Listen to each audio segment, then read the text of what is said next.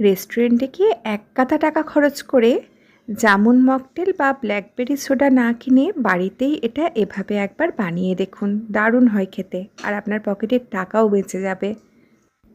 প্রথমেই কালো জামগুলোকে ভালোভাবে ধুয়ে নিয়েছি। এই কালো জামের বীজগুলো শুধু ছাড়িয়ে নেব।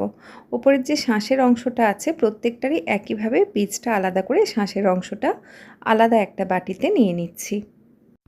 এবার মিক্সার গ্রাইন্ডারের মধ্যে যে শাঁসের অংশগুলো আলাদা করে রেখেছিলাম সম্পূর্ণ শাঁসের অংশটা দিয়ে দিচ্ছি।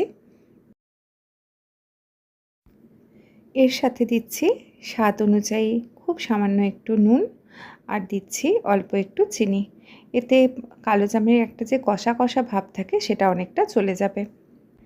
একটা চটপাটা স্বাদ আনার জন্য এর মধ্যে দিয়ে দিচ্ছি একটা কাঁচা লঙ্কা, অল্প একটু আদা কুচি, কয়েকটা পুদিনা পাতা, আর দিচ্ছি পাতিলেবুর রস। পাতিলেবুটা একটু ছোট ছিল বলে আমি পুরো একটা পাতিলেবুর রস ইউজ করেছি। আপনারা কিন্তু হাফ, মানে মাঝারি সাইজ হলে হাফ পাতিলেবুর রস ইউজ করলেও হয়ে যাবে। এবার এগুলোর একসাথে একটা স্মুথ পেস্ট বানিয়ে নেব। তো দেখুন এটা কিন্তু রেডি হয়ে গেছে। এবার মকটেলটাকে রেস্টুরেন্টের মতো করে রেডি করে নেওয়ার পালা। প্রথমেই গোল করে কেটে নেওয়া পাতিলেবুর কুচি দিয়ে দিলাম। এর মধ্যে দিয়ে দিচ্ছি জামের যে পেস্টটা বানিয়ে রেখেছিলাম সেটা 1 চামচ করে। এটা কিন্তু খুব বেশি দিলে, মানে যেরকম পাত্রতে আপনারা সার্ভ করছেন সেই অনুযায়ী দেবেন। খুব ছোট পাত্রে যদি অনেকটা দেন সেক্ষেত্রে কিন্তু স্বাদের একটু হেরফের হতে পারে। এবার এগুলোর উপর থেকে দিয়ে দিচ্ছি স্প্রাইট। আপনারা নর্মাল সোডা ওয়াটারও দিতে পারেন।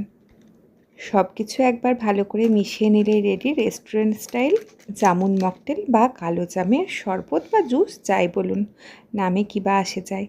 এই গরমের সময় কালো জামের এই রেসিপিটা একবার অবশ্যই বানিয়ে খাবেন।